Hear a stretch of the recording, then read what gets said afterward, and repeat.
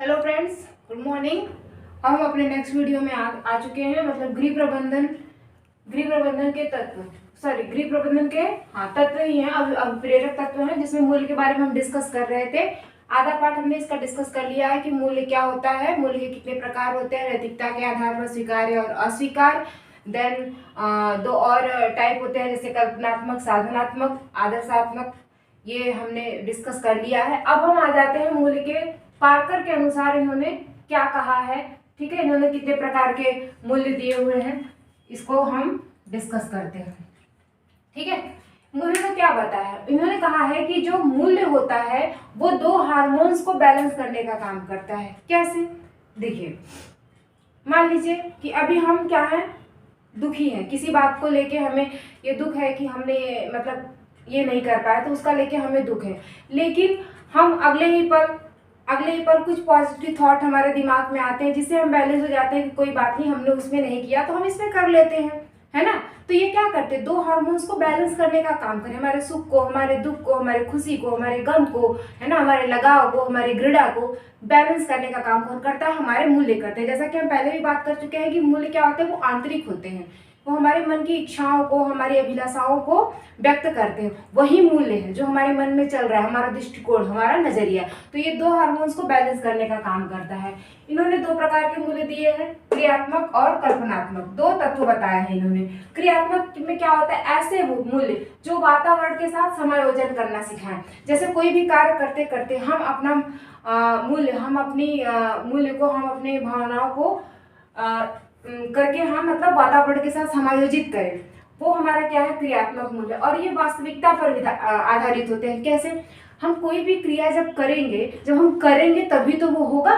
मान लीजिए हम कोई काम ही कर रहे हैं, जब हम उसको करेंगे तभी तो होगा। तो इसका मतलब क्या है, वो वास्तविक होता है। वो मतलब ऐसा नहीं होता है कि हमने इमेजिनेशन में ट्राई कर लिया और वही हो गया, ऐसा नहीं होता। जो हम कर रहे हैं, क्रियात्मक जो कर रहे हैं, वो हमारा वास्तविक होगा। ठीक है। दूसरा क्या है, कल्पनात्मक। कल्पनात्मक मतलब वो हमारी संतुष्टि पर आधारित होता है। मतलब अगर हम मेंटली सेटिस्फाइड हैं, अगर हम मेंटली खुश हैं, तो वो हमारा मूल्य जो है कल्पनात्मक मूल्य हो गया। जैसे खेल हो गया, सौंदर्य हो गया, कला हो गया और रचनात्मकता से संतोष। जैसे कि कोई भी खेल खेल के हम अपने मन को शांत कर ले, है ना।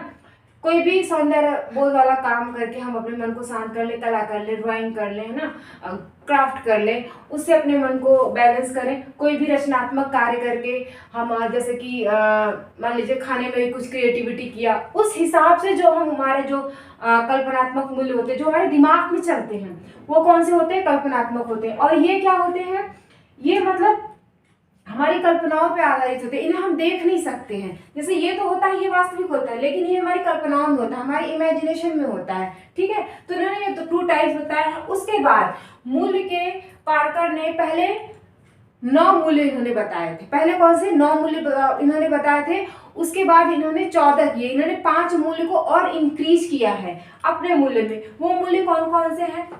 प्रेम है, इसको रट लीजिएगा क्योंकि पूछ देता है, इतने 4 मूल्य दे देगा और उसमें से पूछ लेगा कि इसमें कौन सा पार्कर का मूल्य नहीं है। ठीक है, तो ये आता है। तो ये कौन से मूल्य है? प्रेम है, सुख है, धर्म है, कला है, बुद्धिमत्ता है, विवेक है, आराम है, स्वास्थ्य है, तकनीकी रुचि है, संतोष है, कार्य कुशलता है, महत्वाकांक्षा है, ज्ञान है, खेल है। इन्होंने बुद्धिमत्ता को बढ़ाया है, ठीक है, इसको बढ़ाया है, तकनीकी रुचि को बढ़ाया है, महत्वाकांक्षा को बढ़ाया है, और इन्होंने धर्म को बढ़ाया है, 1 2 3 4, और इन्होंने खेल को बढ़ाया है। ये पहले इनके इसमें इंक्लूडेड नहीं थे, इन्होंने बाद में इसको अपने उसमें इंक्लूड किया। पहले इनके मूल्य 9 थे, लेकिन बाद में वो 14 हो गए, इन्होंने 5 मूल्य और उसमें इंक्लूड किए हैं। ठीक है फ्रेंड्स, तो ये बहुत ही इंफॉर्मेटिव नॉलेज मैं आपको दे रही हूँ। अगर आप इसका 1 by 1 step by step notes बनाते जाएंगे तो आपका गृह प्रबंधन का एक बहुत ही परफेक्ट नोट तैयार हो जाएगा। इस ये मान के चलिए 80% या 90% मान के चलिए कि इससे बाहर एग्जाम में नहीं जाएगा।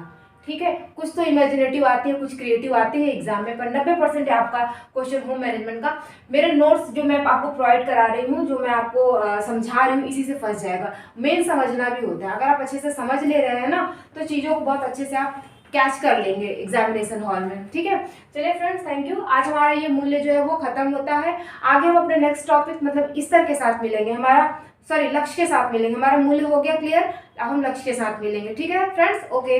Thank you.